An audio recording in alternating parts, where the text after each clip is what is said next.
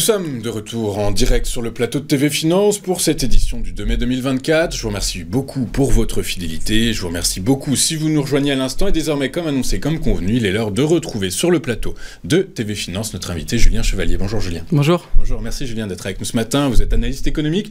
Julien, fin 2023, les niveaux de dette, qu'ils soient corporate ou obligataires, ont atteint des records. 100 000 milliards de dettes, ça équivaut en gros au PIB mondial. Comment est-ce qu'on en est arrivé à cette situation ? Depuis la Seconde Guerre mondiale, on a commencé à augmenter les niveaux de dette, puisque à la fin de la Seconde Guerre mondiale, les pays s'étaient énormément désendettés, surtout les années qui ont suivi la Seconde Guerre mondiale, parce qu'il y avait beaucoup d'inflation, beaucoup de croissance. En quelque sorte, on repartait sur un nouveau cycle. Et puis, en fait, pendant toutes ces décennies, jusqu'à aujourd'hui, on a continuellement baissé le loyer de l'argent, et puis il y avait de l'énergie peu chère, ce qui a permis en fait de continuellement s'endetter. Il y avait aussi des mesures qui accéléraient évidemment l'endettement. Et puis en fait, il y avait aussi cette importance que les banques centrales avaient un objectif d'inflation qui restait à 2%. Or, il y avait des facteurs en fait qui faisaient baisser l'inflation, comme notamment le vieillissement démographique, le fait qu'il y avait la mondialisation et donc qu'il y avait des produits qui étaient de moins en moins chers. Et donc en fait, ça a accéléré l'endettement.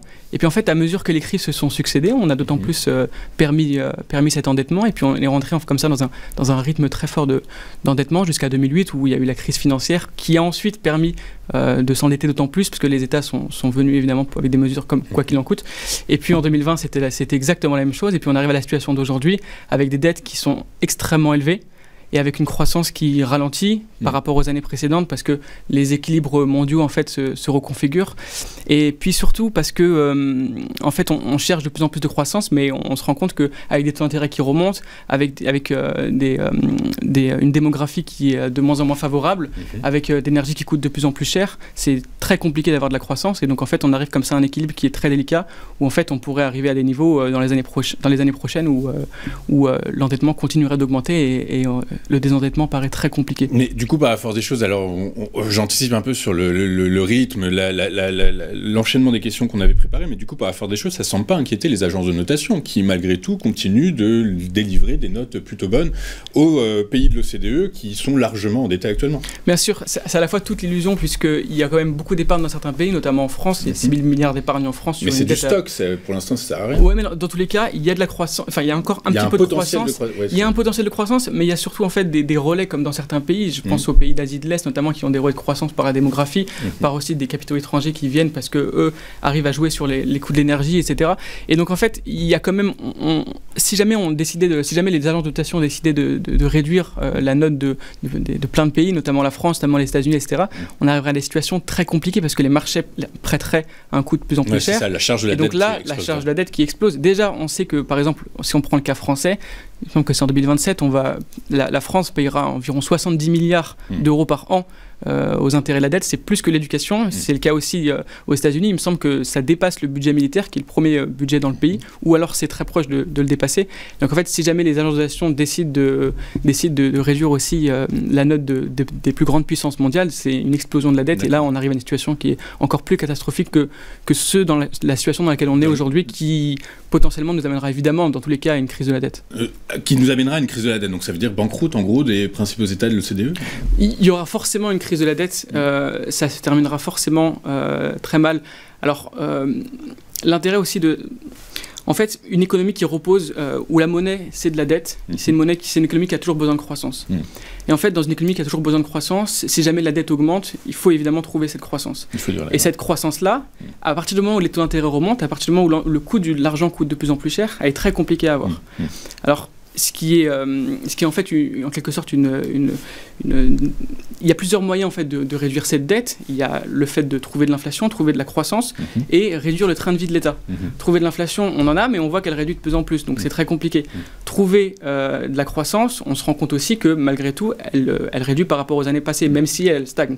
Et ensuite, la dernière étape, c'est de ralentir le train de vie de l'État. Si on décide d'augmenter les recettes, aujourd'hui, on a des recettes fiscales rapportées au PIB. Exactement. Si on a des recettes fiscales rapportées au PIB dans la plupart des pays du monde qui sont le plus élevés depuis 1939.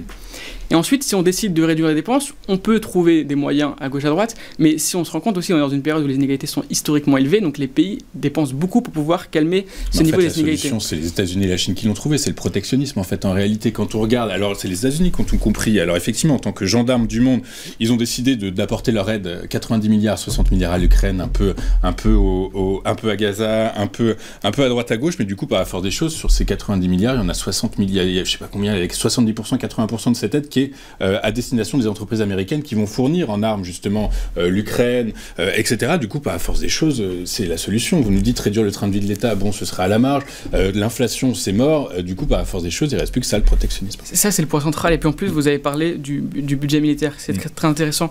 Dans une interview sur France 2, Jacques Attali disait qu'il y avait 3 moyens de réduire la dette. Il y avait la croissance, l'inflation et la guerre. Et la guerre, je pense que personne n'a compris au moment où il dit ça. Mais en fait, la guerre, c'est aussi de la croissance. Parce que la guerre, ça permet de détruire pour reconstruire.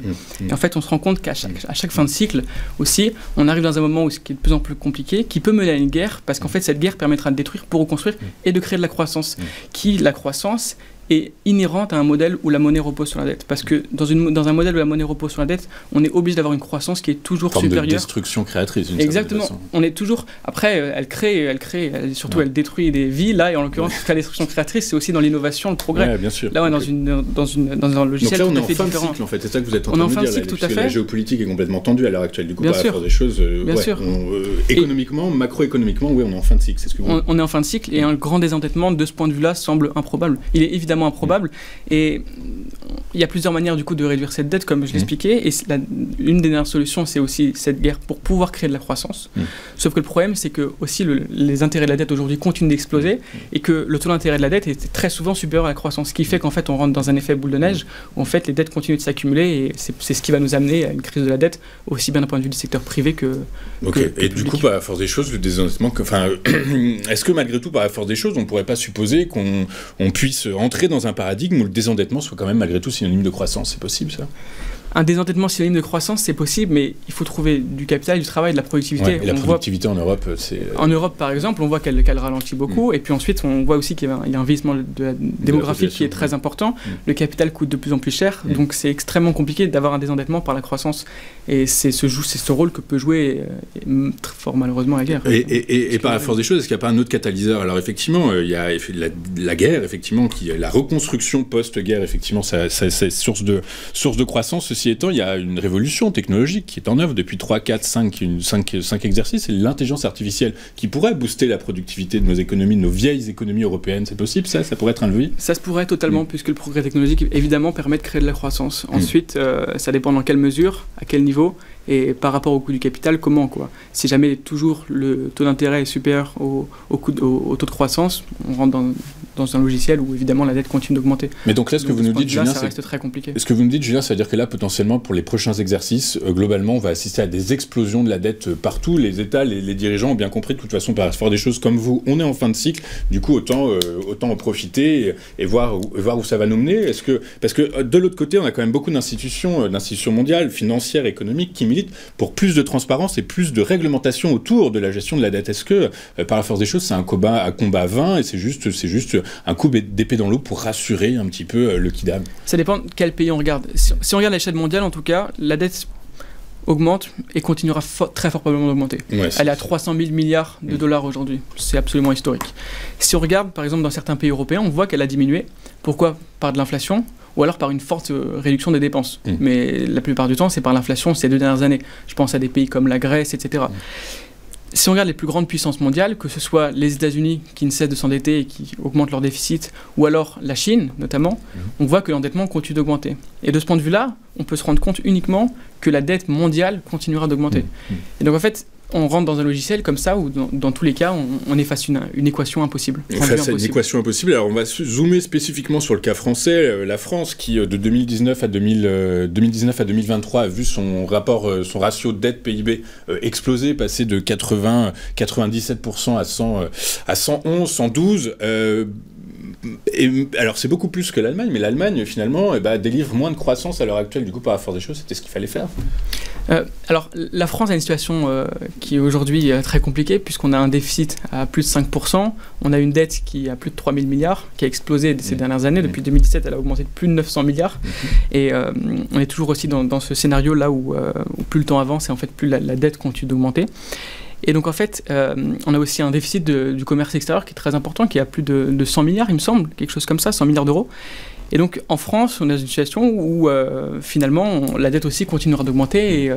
Et il y a des différences avec l'Allemagne, parce qu'il y a aussi des différences d'un point de vue de l'Europe aussi, de base évidemment. Et l'Europe profite beaucoup plus aux Allemands qu'à la France. Qu'à la France, exactement, depuis la construction européenne. Et donc en fait, il y a une certaine différence quand même remarquable entre la France et l'Allemagne. Même si ce matin, alors on apprend que les IDE en Europe, la France attire le plus d'investissements directs étrangers. Donc du coup, à force des choses, il y a peut-être un paradigme qui est en train de se mettre en place. Un changement de locomotive.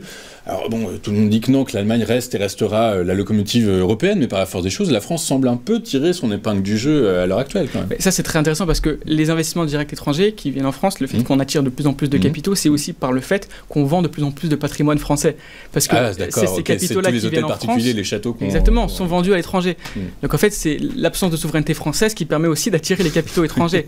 c'est aussi ça qui est en œuvre. Ok, très clair. Du coup, par la force des choses, Julien, pour synthétiser, pour résumer, ce que vous nous dites, c'est que effectivement le monde fait face à une crise de la dette, c'est évident, et que par la force des choses, elle va ne faire qu'empirer par la force des choses, mais ça fait partie, c'est le modèle économique en fait, en réalité, post-Seconde Guerre mondiale. Du coup, par la force des choses, laissons faire, laissons nos dirigeants tirer sur la dette, et puis nous essayer d'en profiter un maximum finalement par la force des choses. C'est là où tout le...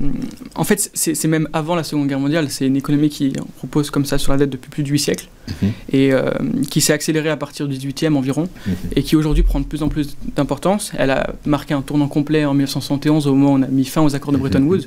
On a décidé que la monnaie n'était plus rattachée à aucune limite physique, au rôle que jouait l'or auparavant. Et donc le fait qu'on ait une monnaie dette comme ça, c'est uniquement des lignes comptables qui fait qu'en fait... on crée en fait des besoins de manière illimitée et à la fois on crée aussi de la rareté, et c'est ce qui permet finalement en fait d'arriver à la situation dans laquelle on est aujourd'hui, une situation devenue insoutenable et qui nécessite soit de la croissance, soit de l'inflation, soit la guerre pour pouvoir reconstruire et amener de la croissance. Merci beaucoup Julien d'avoir été avec nous ce matin, de nous avoir donné toutes vos explications. Vous êtes analyste économique avec nous régulièrement, je vous en remercie. Et bien écoutez, nous de notre côté on va marquer une dernière courte page de publicité. On se retrouve dans un instant pour la suite et la fin de cette édition du 2 mai 2024. À tout de suite sur Téléfinance.